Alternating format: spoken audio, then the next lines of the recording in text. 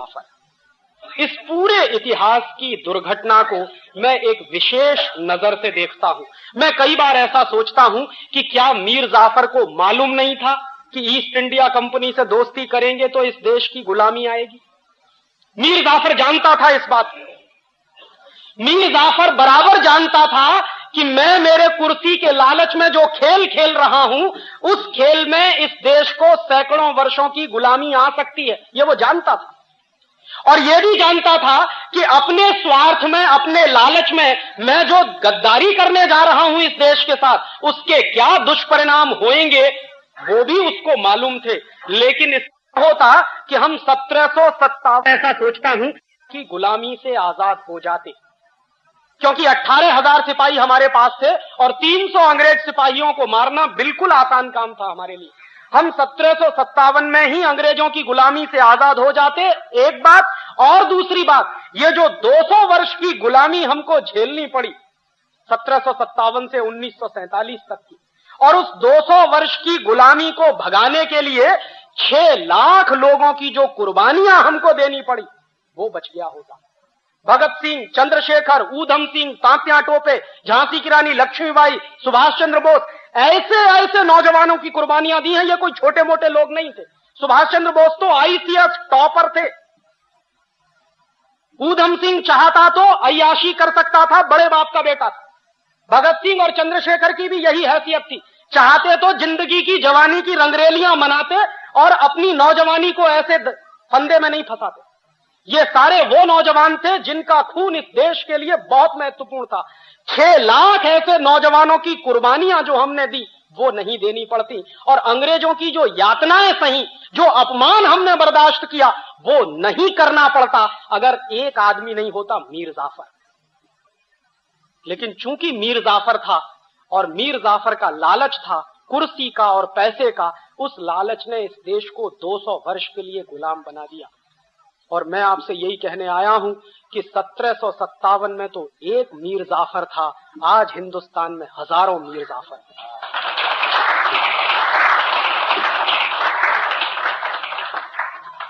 जो देश को वैसे ही गुलाम बनाने में लगे हुए हैं जैसे मीर जाफर ने इस देश को गुलाम बनाया। मीर जाफर ने क्या किया था? विदेशी कंपनी को समझौता किया था बुला के, और विदेशी कंपनी से समझौता करने के चक्कर में उसको कुर्सी मिली थी और पैसा मिला था। आज जानते हैं हिंदुस्तान का जो नेता प्रधानमंत्री बनता है, हिंदुस्तान का जो नेता मुख्यमंत्री बनता है, वो सबसे पहला काम जानते हैं क्या करता है? प्रेस कॉन्फ्रेंस करता है और कहता है विदेशी कंपनी वालों, तुम्हारा स्वागत है, आओ यहां पर। और बराबर इस बात को याद रखिए, ये बात 1757 में मीर जाफर ने कही थी ईस्ट इंडिया कंपनी से कि अंग्रेजों तुम्हारा स्वागत है, उसके बदले में तुम इतना ही करना कि मुझे कुर्सी दे देना और पैसा दे देना। आज के नेता भी वही कह रहे हैं, विदेशी कंपनी वालों तुम्हारा स्वागत है। और हमको क्या करना? हमको कुछ नहीं, मुख्यमंत्री बनवा देना, प्रधानमंत्री बनवा देना, 100-200 करोड़ रुपए की रिश्वत दे देना, बोफोर्स के माध्यम से हो या एनरॉन के माध्यम से हो, हम उसी में खुश हो जाएंगे, सारा देश हम आपके हवाले कर देंगे। ये इस समय चल रहा, और इतिहास की वही दुर्घटना दोहराई जा रही है जो 1757 में हो चुकी। और मैं आपसे मेरे दिल का दर्द कह रहा हूं कि एक ईस्ट इंडिया कंपनी 200-250 वर्ष इस देश को गुलाम बना सकती है, लूट सकती है, तो आज तो इन मीर जाफरों ने 4000 विदेशी कंपनियों को बुला लिया। आपको मालूम है इस देश में रोज समझौते होते हैं विदेशी कंपनियों से, और दरवाजा खोलकर विदेशी कंपनियों को ऐसे बुलाया जा रहा है जैसे वही अब इस देश के भाग्य का निर्धारण करेंगे। और इसमें हर एक पार्टी शामिल है। मैं किसी पार्टी का नाम नहीं लेना चाहता क्योंकि मंदिर की पवित्रता का मुझे ध्यान है। ये सब चोर और मीर जाफरों की औलाद है, जो पार्टी वाले हो, किसी का नाम लेने की जरूरत नहीं। सत्ता में जब नहीं रहते हैं तो विदेशी कंपनियों का विरोध करते हैं, और जैसे ही कुर्सी मिल जाती है सबसे पहला काम विदेशी कंपनियों को बुला के उनके सामने साष्टांग दंडवत प्रणाम करके समझौते करते हैं। और कोई भी एक नेता इस देश का अपवाद नहीं है। हर पार्टी को इस देश में राज चलाने का मौका मिला है, किसी को कम किसी को ज्यादा, और हर पार्टी ने एक ही सबूत दिया है, विदेशी कंपनियों को ज्यादा से ज्यादा बुलाओ। जानते क्या होता? महाराष्ट्र में अभी एक नाटक और तमाशा होके चुका। उस तमाशे को आपने पढ़ा होगा, 2-3 दिन अखबारों में चर्चा का विषय रहा। जानते हैं क्या है? एडवांटेज महाराष्ट्र। और वो एडवांटेज महाराष्ट्र क्या है? महाराष्ट्र में विदेशी कंपनियों का खुला स्वागत है, आप लूटने के लिए आइए, ये कहने के लिए वो तमाशा आयोजित हुआ। और ऐसे तमाशे हिंदुस्तान के हर प्रदेश में हो रहे हैं। और जानते हैं होड़ क्या लगी हुई है? हर एक मुख्यमंत्री दूसरे मुख्यमंत्री के साथ इस कंपटीशन में लगा हुआ है कि मेरे प्रदेश में ज्यादा विदेशी कंपनियां या तुम्हारे प्रदेश में ज्यादा विदेशी कंपनियां। इतने बड़े लेवल पे ये नाटक चल रहा। और इस नाटक के सूत्र देखिए क्या क्या है। अभी तक क्या था कि विदेशी कंपनियों को बुलाने के लिए इस देश में कुछ कायदे थे, कुछ कानून थे, उनके चलते वो ज्यादा से ज्यादा 39% की पूंजी लेकर आती थी। सरकार ने फैसला किया लिबरलाइजेशन के नाम पर कि अब विदेशी कंपनियों को 39% से 51% तक पूंजी लगाने की खुली छूट है। और 51% के बाद 74% तक विदेशी पूंजी लगाने की छूट है। और अब फैसला हो गया है कि 100% तक पूंजी लगाने की खुली छूट है। माने 100% विदेशी कंपनियों को खुली छूट है।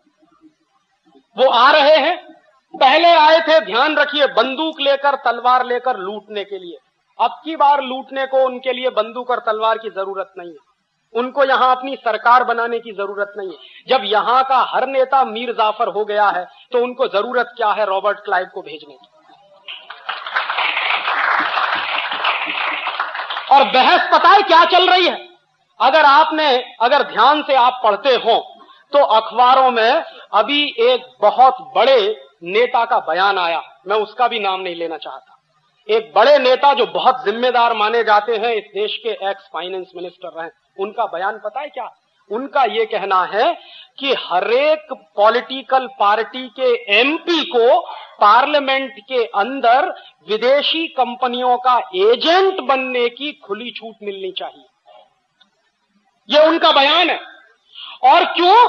क्योंकि हमको दलाली खानी है हर एक कंपनी से। तो हिंदुस्तान में दलाली खाने की खुली छूट मिलनी चाहिए। और इस खुली छूट को देने के लिए अगर कोई कानून बनाना पड़े तो वो कानून हिंदुस्तान के पार्लियामेंट को बना लेना चाहिए। ये बयान एक बहुत बड़ी पार्टी के बहुत बड़े नेता जो वित्त मंत्री रह चुके हैं उनका है। ये कहना है कि हिंदुस्तान में जितनी विदेशी कंपनियां आती हैं, हर विदेशी कंपनी की दलाली करने की हमको छूट मिलनी चाहिए। माने ये मीर जाफर के भी बाप हो गए। और ये वो लोग हैं जो एक तरफ कहते हैं भारतीय संस्कृति और दूसरी तरफ पार्लियामेंट के अंदर उनका एक एमपी बोलता है कि हर विदेशी कंपनी से दलाली खाने की हमको छूट मिलनी चाहिए। ऐसे हिंदुस्तान में 540 एमपीज बैठे और हर एमपी अगर एजेंट हो गया है विदेशी कंपनियों का और कुछ हो गए हैं देशी कंपनियों के, और इन एजेंटों ने पता है क्या है, पूरे देश को एक कंपनी बना दिया है। जैसे कंपनी को चलाते हैं वैसे ही देश चला रहे हैं। जो मन में आता है वो कानून बना देते हैं। हिंदुस्तान में विदेशी कंपनियों ने कहा कि हमको लूट की खुली छूट चाहिए, इसके लिए फेरा कानून खत्म करो। सरकार ने तय कर लिया कि फेरा कानून हटा दें। विदेशी कंपनियों ने कहा कि हमको लूट की खुली छूट करने के लिए एमआरटीपी कानून की जरूरत नहीं है, हटाइए। सरकार ने फैसला किया कि एमआरटीपी कानून हटा देंगे। विदेशी कंपनियों ने कहा कि हमारे ऊपर इनकम टैक्स ज्यादा लगाया जाता है, हमारे ऊपर इनकम टैक्स कम करना चाहिए। सरकार ने फैसला किया 40% वाला इनकम टैक्स 10% कर दिया। विदेशी कंपनियों ने कहा कि हमको कैपिटल गेन टैक्स में छूट मिलनी चाहिए। भारत सरकार ने तय किया 40% वाले कैपिटल गेन टैक्स को 20% कर दिया विदेशी कंपनियों के। और उसके बाजू में दूसरी तरफ जो स्वदेशी लोग हैं, जो भारतीय लोग हैं, उन पर टैक्स बराबर बढ़ाना। विदेशी कंपनियों पर टैक्स की छूट है लेकिन भारतीय लोगों पर टैक्स बढ़ाना। अगर आपकी कंपनी है तो आपको कैपिटल गेन टैक्स देना पड़ेगा 40%। अगर विदेशी कंपनी है तो उसको कैपिटल गेन टैक्स देना पड़ता 20%। अगर आपकी कंपनी है, हिंदुस्तानी कंपनी है, स्वदेशी कंपनी है, तो आपको कॉर्पोरेट टैक्स देना पड़ेगा और उसके साथ इनकम टैक्स देना पड़ेगा। विदेशी कंपनी है तो उन पर कॉर्पोरेट टैक्स की भी छूट है और इनकम टैक्स की भी छूट है। और कुछ क्षेत्र तो ऐसे हैं जिसमें भारत सरकार ने यह तक फैसला कर लिया है कि अगर विदेशी कंपनी झूठे को लिखकर दे दे कि हम 100% एक्सपोर्ट करेंगे, तो 5 से 10 साल तक उनके ऊपर कोई टैक्स नहीं लगेगा, टैक्स हॉलिडे होगा। ये चल रहा है। और इतना ही नहीं है, इसके बाद यहां तक बात पहुंच गई है, शायद आपको अंदाजा लग गया हो, सरकार ने नोटिफिकेशन जारी कर दिया है कि अगर विदेशी कंपनी वाले कुछ लाख या कुछ करोड़ रुपए की संपत्ति इस देश में लाएं और लगाएं, तो विदेशी कंपनी के अधिकारियों को भारतवर्ष का नागरिक माना जा सकता, ड्यूअल सिटीजनशिप। और ये बात हमारे देश के प्रधानमंत्री जब विदेश गए थे वहां कह के आए, यहां नहीं कहा पार्लियामेंट में, विदेश गए थे न्यूयॉर्क, और न्यूयॉर्क में विदेशी कंपनियों के अधिकारियों ने जब उनको पूछा कि आप ड्यूअल सिटीजनशिप के मामले में क्या कहने वाले, तो हमारे प्रधानमंत्री ने ताल ठोक के कह दिया कि आप आइए, कुछ करोड़ रुपए की संपत्ति ले आइए, तो हम आपको हिंदुस्तान का नागरिक मानने को तैयार हैं। और अगर विदेशी कंपनी वाले हिंदुस्तान का नागरिक बन जाए क्योंकि कुछ पूंजी लेकर आए हैं, तो उनकी हैसियत आपकी हैसियत के बराबर हो जाएगी। और अगर विदेशी कंपनी का कोई अधिकारी इस देश का नागरिक हो सकता है, तो इस देश के पार्लियामेंट का चुनाव भी लड़ सकता, क्योंकि इस देश में पार्लियामेंट का चुनाव लड़ने के लिए कोई क्वालिफिकेशन नहीं चाहिए, बस एक ही क्वालिफिकेशन कि आप इस देश के नागरिक हैं या नहीं हैं। आप चोर हैं, चुनाव लड़ सकते हैं, उचक्के हैं, चुनाव लड़ सकते हैं, गुंडे हैं, चुनाव लड़ सकते हैं, डॉन है, चुनाव लड़ सकते हैं, माफिया किंग है, चुनाव लड़ सकते हैं। और तो और छोड़ दीजिए, अगर आपने 30 मर्डर किए हैं तो आप चुनाव लड़ सकते हैं और पार्लियामेंट में पहुंच सकते हैं। और ऐसे एक दो लोग नहीं हैं, इस बार के आपके देश की लोकसभा में 80 से ज्यादा ऐसे एमपीज हैं जो नोटेड हिस्ट्री शीटर हैं। और मैं मेरे घर की बात कहता हूं, मैं दूसरे की बात नहीं कहता। मेरे पिताजी के बड़े भाई पुलिस के बहुत बड़े ऑफिसर हैं उत्तर प्रदेश में, और मैं हमेशा उनको, मेरा दिल जलता है जब मैं ये कहता हूं, उनको लगता है कि राजीव मजाक करता। मैं कहता हूं कि ताऊ जी, मैं उनको बड़े पिताजी या ताऊ जी कहता। वो क्या था कि पहले अपनी जेब में वारंट लेकर घूमते थे फूलन देवी को अरेस्ट करने के लिए, क्योंकि फूलन देवी नोटोरियस क्रिमिनल है जिसने 30 से ज्यादा मर्डर किए। तो मेरे बड़े पिताजी, मेरे पिताजी के बड़े भाई पुलिस के बड़े ऑफिसर हैं उत्तर प्रदेश में, जेब में वारंट रहता था फूलन देवी को अरेस्ट करने के लिए। और आज उनकी हैसियत जानते हैं क्या है? वही व्यक्ति फूलन देवी की पुलिस सिक्योरिटी के लिए काम करता। यह स्थिति है। और मैं उनसे कहता हूं कि इस जलालत की नौकरी से अच्छा है कि लात मार के बाहर निकल आओ।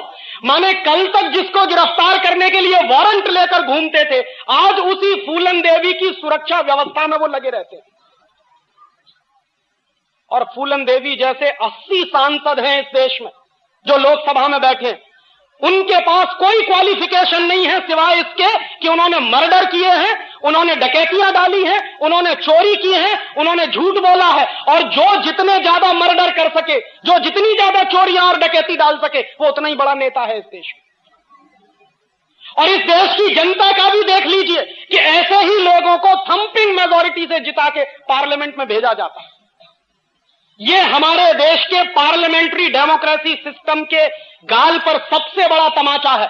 और आज बंबई में चुनाव हो रहा, मैं 2-3 दिन से अखबार पढ़ रहा हूं, ये खबरें बराबर में पढ़ रहा हूं कि अंडरवर्ल्ड के लोग अब यहां चुनाव में खड़े होकर पहुंच रहे हैं। माने आज तक जो कानून का उल्लंघन करते आए हैं, कल को वो बैठेंगे कानून बनाने के लिए और आप उनके द्वारा शासित होंगे। माने अज्ञानी व्यक्ति, चोर, उचक्का, गुंडा, लुटेरा, लफंगा आपके ऊपर शासन करेगा, मंत्री बनेगा और आप उसको मालाएं पहनाएंगे। इससे बड़ा तमाचा पॉलिटिकल डेमोक्रेसी पे कोई दूसरा हो नहीं सकता। तो भारत सरकार ने तो फैसला कर दिया है कि अब तो हिंदुस्तान में विदेशी कंपनी वाले कुछ पूंजी लेकर आए और इस देश में वो चुनाव लड़ सकते हैं, पार्लियामेंट में जा सकते हैं। और चुनाव कैसे लड़ा जाता है, कैसे जीता जाता है, ये आप जानते हो, मैं भी जानता हूं। चुनाव को जीतने के लिए गुंडा शक्ति चाहिए और चुनाव को जीतने के लिए धन की शक्ति चाहिए। विदेशी कंपनियों के पास दोनों ही चीजें मौजूद हैं। वो गुंडा शक्ति भी ला सकते हैं और वो धन की शक्ति भी इस देश में इकट्ठी कर सकते हैं। तो अब तो विदेशी कंपनियों को यहां तक छूट मिली है कि उनके अधिकारी आए, इस देश में कुछ पूंजी निवेश करें, इस देश के नागरिक हो जाएं, और इस देश के नागरिक हो जाएं तो चुनाव में खड़े हो सकते हैं, और अगर चुनाव में खड़े हो सकते हैं तो पार्लियामेंट में पहुंच सकते हैं। और अगर विदेशी कंपनियों के अधिकारी हिंदुस्तान में चुनाव लड़कर पार्लियामेंट में पहुंचना शुरू कर देंगे तो हिंदुस्तान 1947 के वापस पुरानी स्थिति में चला जाएगा, जब लॉर्ड माउंटबेटन हिंदुस्तान के पार्लियामेंट में बैठता था। अब विदेशी लोग इस देश के पार्लियामेंट में बैठेंगे, और यह कोई खाम ख्याली की बात नहीं है, ऐसा शुरू हो गया है। राज्यसभा में 2 मेंबर ऑफ पार्लियामेंट इस समय विदेशी नागरिक की हैसियत से पार्लियामेंट में एंट्री पा चुके। 2 लोग नॉन रेजिडेंट इंडियंस के नाम पर उनको पार्लियामेंट में एंट्री मिली। और बिहार की असेंबली में 3 ऐसे एमएलएज हैं जो 100% विदेशी नागरिक हैं, लेकिन उनको बिहार की असेंबली में जगह मिली। अब विदेशी लोग बाकायदा आपके पार्लियामेंट में बैठेंगे। पहले वो पार्लियामेंट में बैठते थे तो तरीका कुछ और होता था, अब वो पार्लियामेंट में बैठेंगे तो तरीका थोड़ा सा बदल जाएगा। मेरे हिसाब से आज की स्थिति में और 1946 की स्थिति में कोई फर्क नहीं है। इसलिए मैंने आपसे पहले ही कहा था कि मैं इस बात को मानने को तैयार नहीं हूं कि आजादी के 50 साल पूरे हो गए। मैं बराबर यही कह रहा हूं कि गुलामी के जो 500 साल शुरू हुए हैं वो ही कंटिन्यू हो रहे हैं, आजादी आई नहीं। और क्यों? उसके गंभीर कारण हैं, और उन गंभीर कारणों को मैं आपसे शेयर करना चाहता हूं। जब इस देश को आजादी मिल रही थी, इस देश के साथ बहुत बड़ा धोखा हुआ है और इस देश के साथ बहुत बड़ी गद्दारी हुई। जो बेसिक सवाल हमको उठाने चाहिए थे, मेरे पुरखों ने शायद नहीं उठाए, और क्यों नहीं उठाए उसके बारे में हमको विश्लेषण कर लेना चाहिए। जो लोग इस देश की सत्ता की तरफ लपलपाती जीभ लेकर खड़े हुए थे, वो लोग कौन थे? पंडित जवाहरलाल नेहरू। कौन थे पंडित जवाहरलाल? हिंदुस्तान का सबसे अय्याश व्यक्ति, जिसको इस देश का पहला प्रधानमंत्री बनने का गौरव मिला। वो मेरे लिए दुर्भाग्य था। और वो आदमी इस हद तक अय्याश था कि एक औरत दो और उससे जो चाहो करवा लो। लॉर्ड माउंटबेटन ने अपनी बीवी का इस्तेमाल पंडित नेहरू के लिए किया, और यह बात अब एक ओपन सीक्रेट है। 10 किताबें आपको मिल जाएंगी, जिनको आप पढ़ें तो आपको पता चल जाएगा कि पंडित नेहरू किस किस्म का व्यक्ति था। और पंडित नेहरू के बारे में ब्रिटिश पार्लियामेंट में जब डिबेट चलता था तो वो डिबेट क्या होता था उसको समझिए। एक बार एक विलियम विल्बरफोर्स नाम का एमपी था, उसने पंडित नेहरू के बारे में स्टेटमेंट किया अपने पार्लियामेंट में, इंग्लैंड पार्लियामेंट। उसने कहा कि पंडित नेहरू शरीर से दिखने में हिंदुस्तानी है, लेकिन दिमाग से 100% खरा अंग्रेज है, इसलिए इसके हाथ में सत्ता दो, बिल्कुल सुरक्षित है। और उसने वो भी माना। ऐसे आदमी के हाथ में सत्ता दी गई और वो सत्ता देने का नाटक चला, और उस आदमी के हाथ में सत्ता देने के लिए ट्रांसफर ऑफ पावर के बहुत सारे एग्रीमेंट हुए। उनमें 2-3 एग्रीमेंट महत्वपूर्ण है जो समझने चाहिए। हिंदुस्तान में 1947 तक अंग्रेजों की 127 कंपनियां काम कर रही थी। लॉर्ड माउंटबेटन को चिंता यह थी कि अगर हिंदुस्तानी आजाद होने के बाद सारी अंग्रेजी कंपनियों को हिंदुस्तान से भगा देंगे तो ये जो लूट हो रही है, ये जो संपत्ति मिल रही है, ये जो पैसा आ रहा है, ये बंद हो जाएगा। तो पंडित नेहरू के साथ लॉर्ड माउंटबेटन की चर्चा हुई, और पंडित नेहरू ने कहा कि आप चिंता मत करिए, हम अंग्रेजों की एक कंपनी को भगाएंगे, ईस्ट इंडिया कंपनी, बाकी 126 कंपनियों को हिंदुस्तान में रख लेंगे। ईस्ट इंडिया कंपनी को भगाना इसलिए जरूरी है क्योंकि सारे देश में ईस्ट इंडिया कंपनी के खिलाफ माहौल बना हुआ है, इसलिए सिर्फ ईस्ट इंडिया कंपनी को विदा कर दो, बाकी जो अंग्रेजी कंपनियां हैं उनको इसी देश में हम रख लेंगे। और उनमें से 1-2 नाम मैं आपको गिना दूं जिनको पंडित नेहरू ने जाने नहीं दिया। ब्रुक बॉन्ड इंडिया लिमिटेड, ये अंग्रेजों की कंपनी, आज की नहीं, सन 1890 की। लिप्टन इंडिया लिमिटेड, ये अंग्रेजों की कंपनी, आज की नहीं है, सन 1892 की, आज से 100 साल 150 साल पहले की कंपनी। और ऐसी 126 कंपनियों को पंडित नेहरू ने बाकायदा ट्रांसफर ऑफ पावर के एग्रीमेंट करके अंग्रेजों की कंपनियों को रखा। तो आजादी का मतलब क्या था? ईस्ट इंडिया कंपनी को भगा देंगे और बाकी अंग्रेजी कंपनियां जो इस देश को लूट रही हैं उसको नहीं भगाएंगे। और इतना ही नहीं, उसके बाद दूसरी बात जो हुई वो उससे भी ज्यादा खतरनाक मैं मानता हूं। 1946 में इंग्लैंड की पार्लियामेंट में इंडियाज इंडिपेंडेंस एक्ट पारित हुआ, आजादी का कानून, भारत की आजादी का कानून।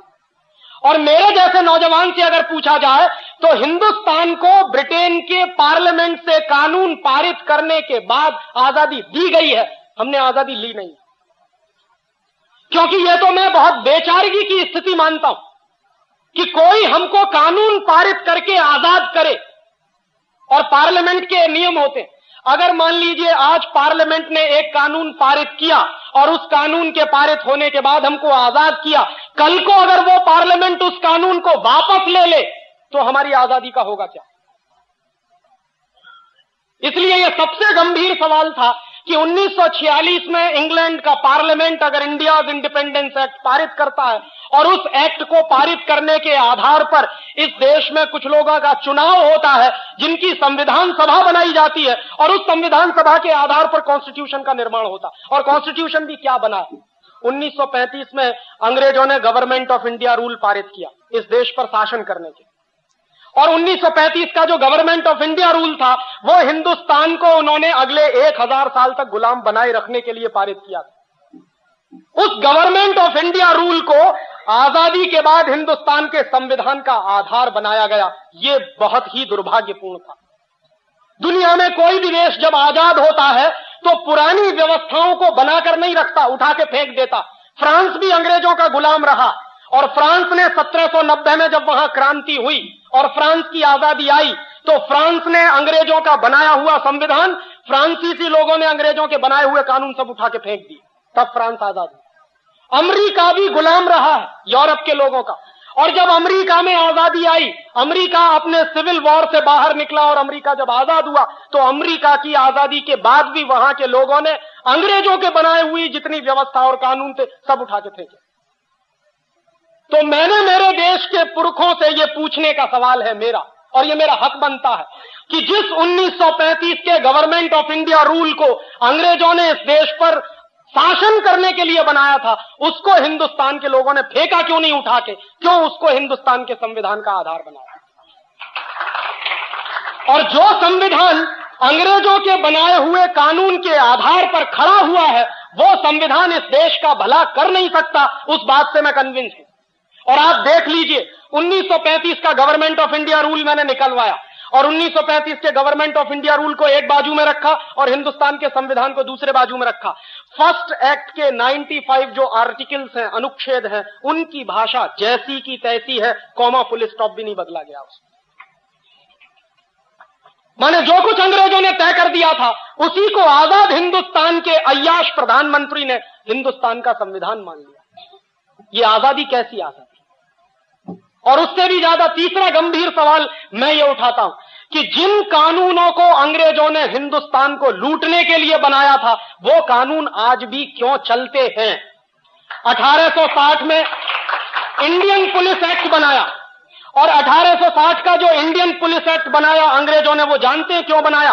क्योंकि 1857 में बगावत हो गई थी, सारे देश में विद्रोह हो गया था। अंग्रेजों को डर लगने लगा था कि अगर 1857 जैसी बगावत अगर फिर से रिपीट हो गई तो हिंदुस्तान को छोड़कर जाना पड़ेगा। तो उस बगावत को दबा